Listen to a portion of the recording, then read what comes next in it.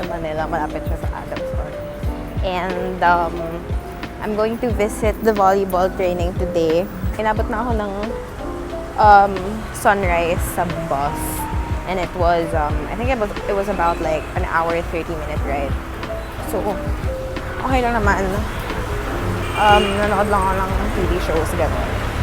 I'll be getting coffee, iced coffee, and some breakfast before I go to the volleyball team para energized naman ako.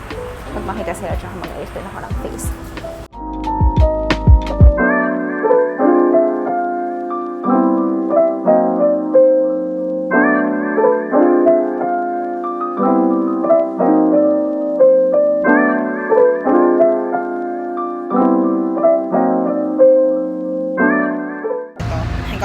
Hash brown lang at saka iced coffee.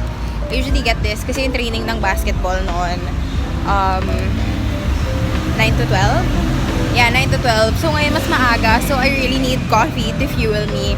And ayan, ang itim ko pa from Bali. I also have a lot of preparations for my upcoming jobs. Exciting stuff, guys.